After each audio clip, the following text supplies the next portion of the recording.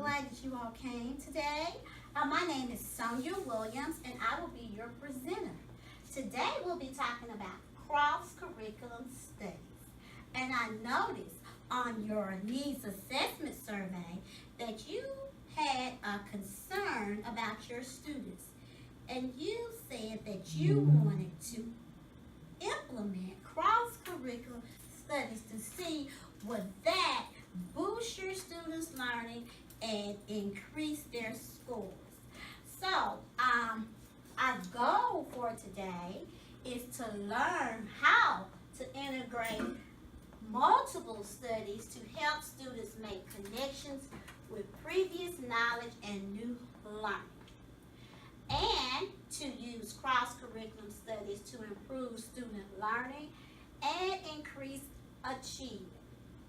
Lastly, our last goal is to learn how to use multiple subjects to enrich students' learning and to promote engagement. I'm so glad that you all chose that as a topic, because I noticed that my students have multiple learning styles, as I do, as adults. We all do. I know I'm a visual and auditorial learner. I have to see it and hear it. And I just think this is a wonderful topic to incorporate into your instruction. But the first thing I want to know from you all is what do you know about cross-curriculum studies? Let me add that this is not a presentation, this is a collaboration. I want everybody to share in, and we're going to collaborate, and we're just going to talk, and you just make yourself at home. So who's going to share first? I will. Okay, Mr. Robinson, thank you so much. Integrating multiple subjects across curricular studies would involve, let's say you're going to teach a unit on natural resources. You could find the natural resource unit in the social studies book and link it to the natural resource unit in the science book, and you could also cover reading and grammar activities by doing so. You could have writing assignments, and you could also go into the reading text and find nonfiction stories about that involve natural resources, how people use them to meet their needs and so forth. You're exactly right. I know as teachers, sometimes we run out of time. We can't get that reading, that math, that social studies, and science. Sometimes social studies and science go out the door.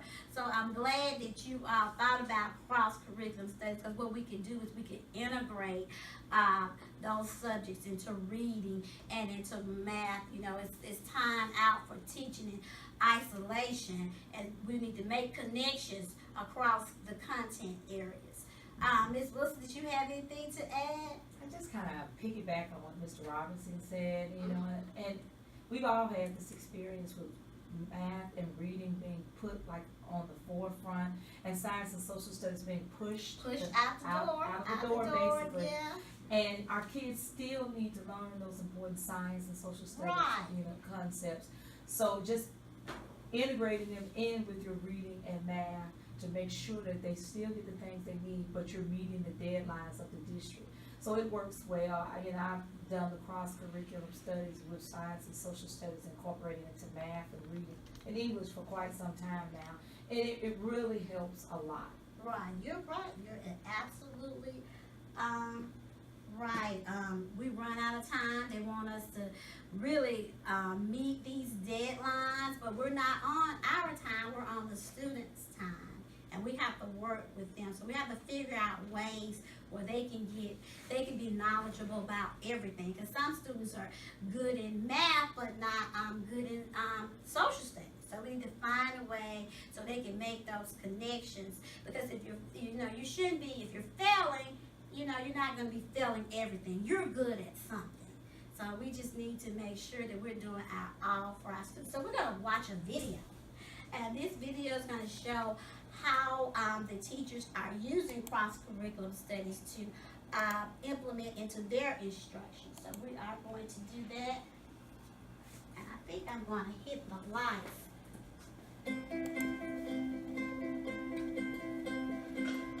A couple brief things. We have the agenda over there. Some things we wanted to bring up.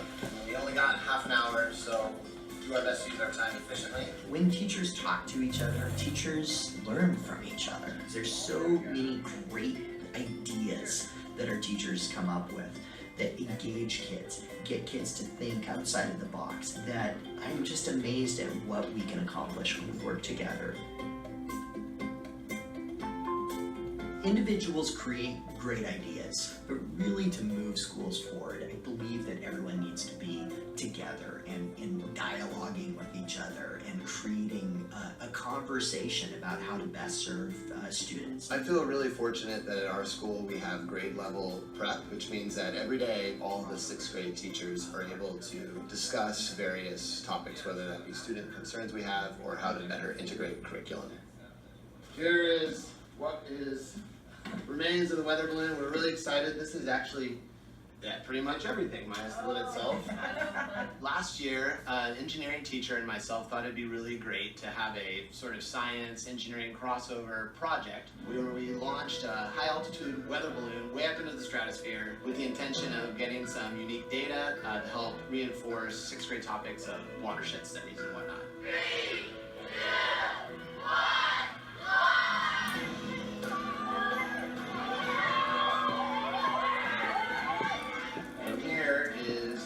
Tree it landed on somewhere on the Klickitat. Yeah.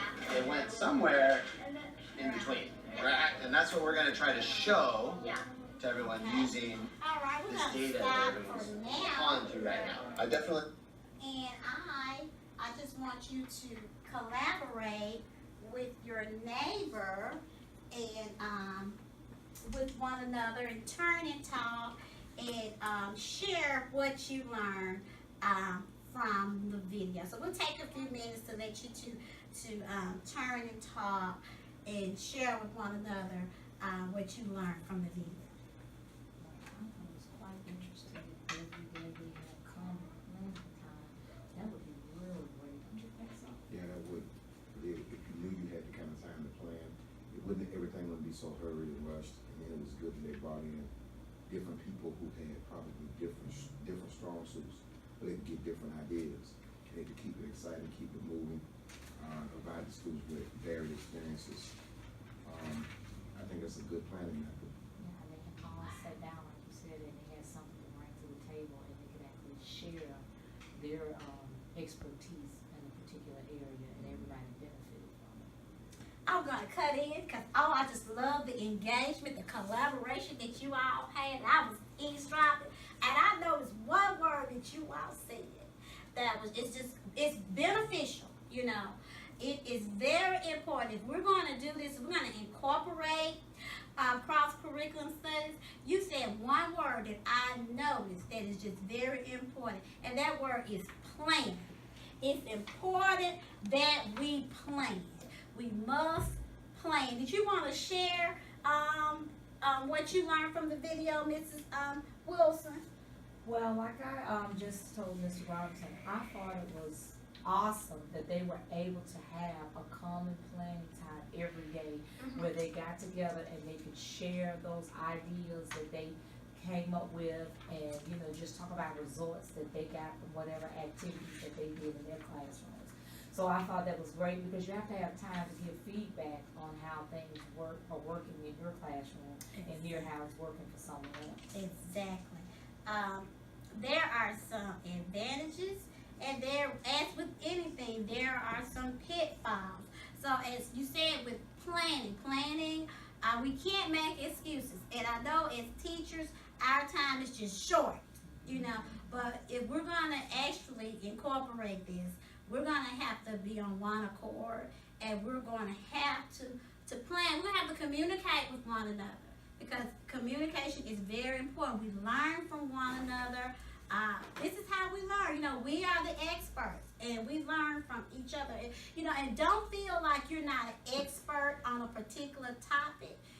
You don't have to be an expert to incorporate cross-curriculum studies. And we have people on our team that we can seek out, from the music teacher, from the band teacher, from the art teacher, to incorporate these different areas of content. So we don't want to make excuses. We want to find a common goal, a common theme, and work together. And we really want to prevent each other from falling into isolation. Because sometimes we think, oh, I have to do this by myself. And your teammate is right there next door and is an expert in math. So we have to help each other. We have to learn from each other. I want to go over some of the advantages. And as you said, you were not pleased with your students' test scores. So we're going to go over some of the advantages.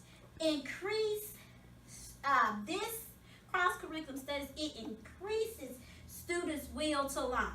Because, you know, like I said, you may not be good in reading, but you may be good in math. And we have reading problems, you know. We can incorporate those.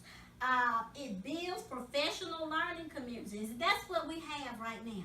We have professional learning communities. And it lowers the absent rate, because you're not going to come to school if you're not interested in something.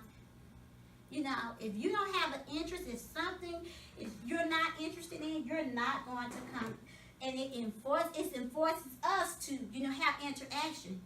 You know, hi, Miss Rich, can you help us with the art? We're learning this in reading. We're learning this in math. So it's all about collaboration and coming together and planning. So, we're going to also watch a video, and this video is students that are participating in cross-curriculum studies. So we're going to see how they're engaged, because the purpose of this is to promote engagement among students. So we're going to check out that video and also share.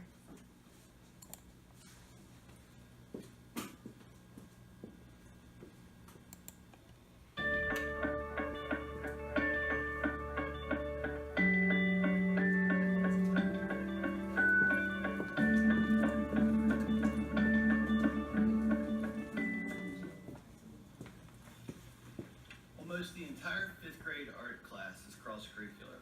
Our projects align with what they're doing actually in social studies class in their homeroom. We have 3 main cross-curricular projects in 5th grade. The first one being the Royston Regatta. And students love this project, mainly because they get to hop in the stream and get wet. But students pair up, usually into groups of 2 or 3 people. We go out on the Crocker Conservancy and we cut Japanese switchgrass, which is an invasive species of grass. So we're kind of killing 2 birds with 1 stone. We cut the grass, and I showed them several different ways to bundle, tie off, braid bolts of grass, and then we stitched them together, making a reed boat or a grass boat. We talk about form and function, how the boats are built, why boats are the shape they are, why that shape has stayed the way it has for a millennial, for several millennias. And then we have our big race, the Royston Regatta. Right now, students are studying ancient Egypt, and we're making canopic jars. Students actually take a Gatorade bottle or a recycled water bottle. We cut the top third of the bottle off, plaster craft it, paper mache it, and they make it into one of the 4 canopic jars from ancient history. In their belief, the body needed to be preserved so that the person could return in the afterlife. This is why the Egyptians created mummies. The process required that not only the outside of the person's body be mummified, but also all the internal organs. Canopic jars were created to contain all the organs so that the entire body, when entering the afterlife, would be complete.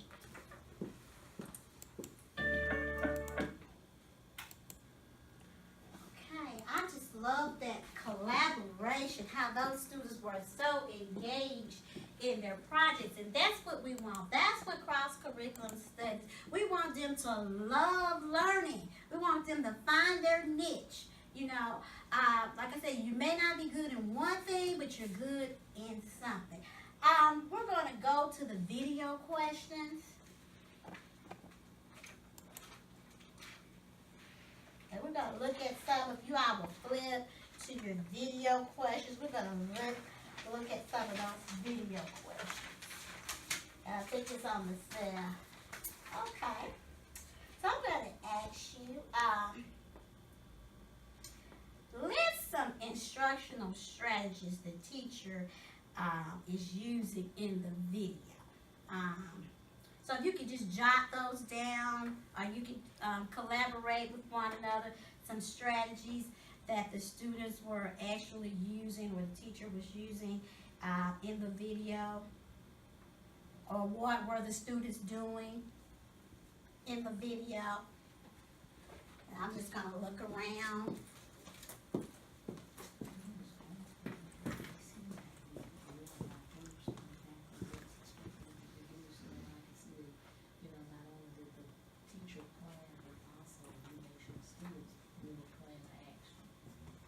And then it was a hands-on, they were just doing,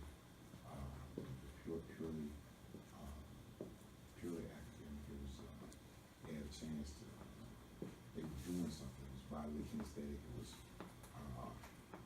audio, visual, it was everything. And so it was something for everybody. And they were able to work, and it was had to be some peer tutoring going on, because you had kids helping each other. Yeah. So all of that made it more fun, and it made it enjoyable. Okay, I was eavesdropping again. Mr. Robinson, you care to share what are some of the things the students were doing in the video? Well, they were working together. There was some peer tutoring. They were collaborating. They were able to explore their ideas, and there was input. There was room for people to input their take on what they needed to be doing. You could tell that it was something for all kinds of learners involved. You had audio, visual. You had bodily kinesthetic. They were moving around. They were getting out. They were connecting what they were learning to the real world. They were making connections with each other and the real world, and those connections helped them better understand the content. Exactly. Ms. Wilson, did you have anything to add? I just noticed how well the collaborative planning on the teacher's part and the students as well, because they seem to have a very good understanding of exactly what their goals were and how they were going to accomplish their goals. So that made the engagement more meaningful, because they understood exactly what they were doing and where it needed to go. Okay. Well, we're going to ask that you all work together before we leave today. And we're going to ask that you take your chart paper and you list some strategies that you may use in the classroom to incorporate cross-curriculum studies. And we also know that we have handouts. You all each have a handout in your packet, and it tells you how to incorporate music and reading, and it gives you some activities how you can incorporate math and science, and some tips on planning. But if you would, before you leave today, and this is going to kind of end our professional development for today, but this is job embedded, so this is ongoing, so we will continue this on another time. And I'm just so happy that you all came today, and I just thank you for coming. And I do want you to make sure that on your packet to fill out the survey, go online and fill out the survey before you leave, and please list any questions or concerns that you have. I just thank you all for coming, and I hope this professional development was beneficial to you on cross-curriculum studies, and we shall meet again.